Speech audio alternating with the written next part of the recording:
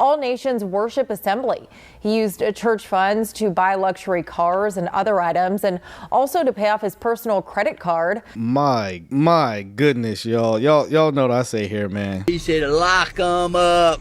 Oh, man. Lock them up. Yeah, boys, pulpit grind. Yeah, it's pulpit grind. Yeah, we do no lie. Yeah, it's pulpit grind. Yeah, we do no crime. Yeah, it's pulpit grind.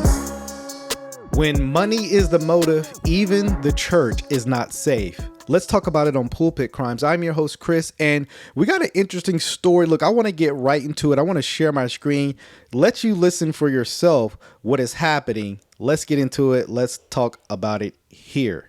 All new at noon, a former Huntsville pastor received his sentence after embezzling more than $400,000 from his church. Adrian Davis will spend 5 years in prison. He pleaded guilty to wire fraud and filing a fake tax return back in October. According to the plea agreement, Davis used his position to embezzle from All Nations Worship Assembly. He used church funds to buy luxury cars and other items, and also to pay off his personal credit card. Davis also failed to report the purchases on his tax returns from 2018 to 2020, resulting in a tax loss to the IRS of more than $114,000. My goodness, y'all know what I say here, man. He said, lock them up. Oh, man. Lock them up. $400,000 embezzlement. Look, we're going to read this and I want to make some implications on what I think churches should be doing now, because we're seeing a lot more of this. I think of cases this year or in the last year with David Taylor probably being the most thought of, and you got issues with what Brian Karn had his issues with the taxes, filing his taxes and everything. This is getting a mess, guys. Let me do this. Let's read this article. And so this was in Huntsville, Alabama. A former pastor in Alabama has been sentenced for embezzling hundreds of thousands of dollars from the church. And first, I just want to say, man, well, this is really what I want to say. I want to say this, man. How dare you? How dare you? First of all, but I really want to ask the question, how does this happen? Right? How does something like this actually happen in a church? And I think it sometimes happens, and I don't know the whole structure of this church. There's no accountability when it comes to the finances. Like, I don't think the pastor should be involved in the finances. You should have some accountability where they are dispensing the money, because unless somebody else was in on it too, right? Maybe that's plausible, but there needs to be accountability in the finances where the pastor just can't take all this money. There has to be financial oversight. And this is just a way to keep people accountable in the church. Yeah, it says this week, United States District Judge Lyle C. Burke sentenced 42-year-old Adrian Derrell Davis to 5 years in prison. I don't know. He kind of got off good, though, stealing hundreds of thousands of dollars, only 5 years in prison. Maybe that's me, because 5 years don't sound like a lot when you stole nearly $500,000. That's just me. But nevertheless, he pleaded guilty. So, hey, he's saying he did it, right? He pled guilty to wire fraud and filing a false tax return in October of last year in connection with the case. And let me just say this, guys. Pay your taxes. File them correctly, right? And this does not seem to be a matter of, oh, I just filed it incorrectly because of things they said in the video, which we'll get to in a second. Matter of fact, right now, it says Davis betrayed his congregation when he abused his position of trust for personal gain. U.S. Attorney Prim F. Escalina said, my office committed to holding accountable individuals who violate positions of public trust. So they seem to believe, which is my perspective too, that this was something intentional. This was not accidental, but this was an intentional, deliberate act to deceive for the purpose of lining his pockets, right? Let's keep reading. He was the lead pastor of All Nations Worship Assembly in Alabama. I've never heard of the church, don't know anything about it. According to court records, Davis served as a marketing consultant for ANWA and received a salary and a parsonage for his services. Now, I would be interested in what all goes into this marketing consultant, because he's also described as the lead pastor. So, there's some questions I have, right? It says, however, he was said to have used the funds on cars, entertainment, and other personal expenses. So it seems like this money was not to be going to him, but maybe for marketing. And he wasn't doing that. And rather, he was using it to buy some nice cars. You know, as we started the video, paying off personal credit cards, but not marketing for this actual church. I'm not a big fan of just spending thousands of dollars in marketing anyway, but nevertheless, this church chose to do that. And they saw, what we see now is this man was not using the money for what he was actually being paid for. I wonder how they found that out. Was it the third Mercedes that they were like, maybe he's not using that money for, I don't know. So authorities also said that although ANWA authorized Davis to receive a salary and parsonage, he was not authorized to use the funds for personal expenses. So, interesting, right? The record states that Davis used funds to buy vehicles in 2018, 2019, including a 2016 GMC Yukon for $45,982, while spending more than $35,000 on miscellaneous entertainment and retail items not approved by ANWA. Who knows what all that includes, right?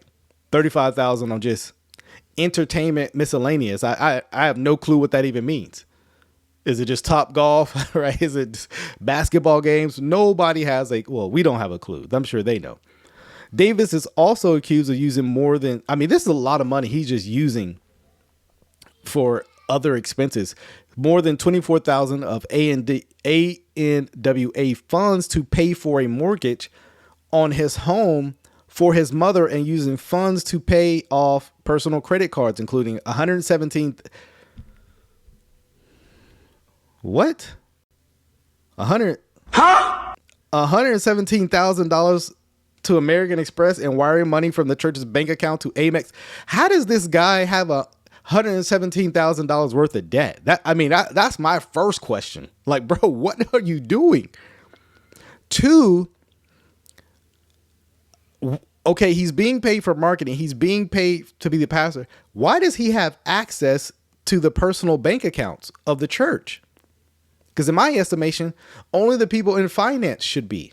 Like churches I've been a part of, like the pastor really didn't know who was giving or who wasn't, because they didn't receive that information. They wasn't involved in that information. They didn't have the church's card or bank account info. I think there should be some issue like this, especially bigger churches, right? Maybe you're a small church of 5 and it's like the pastor has to do everything out of necessity, right? It's like, okay, maybe that, okay. According to court documents, oh man, they had an Amex card too. Well, I just noticed that. Anyways, according to court documents, he used more than $400,000 in ANWA funds over the years for personal purposes without authorization. Additionally, authorities said Davis filed a false tax return in March 2021, where the return reported that he received $138,621, but he allegedly made more than that. This is greed on greed, because $138,000 is a pretty good salary, especially in Alabama. California, you're your average, you're like making 60, 70K, but right. In Alabama, bro, you're like one of the top people in Alabama. Probably top 5, top 10% in where you're living. And to still be greedy is insane. It's insane. But I do believe there needs to be more checks and balances in churches, to where something like this can't happen so easily, right? It's one thing for it to happen, but something need to happen easily. And for years, back in 2021, he was doing this. So over 5 years, or about 5 years of this happening, is problematic. Like, this stuff should have been checked months. Like, hold on, wait. we can't allocate for this money, and then an investigation should have happened, right? But unfortunately, a lot of churches aren't equipped for that. A lot of churches maybe are too trusting. For whatever reason, it goes unchecked a lot of times. Federal court records show that Davis previously signed a plea deal for the charges against him. Smart move. As part of the plea deal, he would pay a total restitution of $550,000. He had to pay that money back. My goodness. It costs to steal money. It sure does. It says with more than 434,000 going to All Nations Worship Assembly and over 114,000 to the IRS. I mean, they're going to get their money back. I doubt it. I mean, because now this man has a felony. How's he going to even be able to pay this back? He's going to be on a payment plan.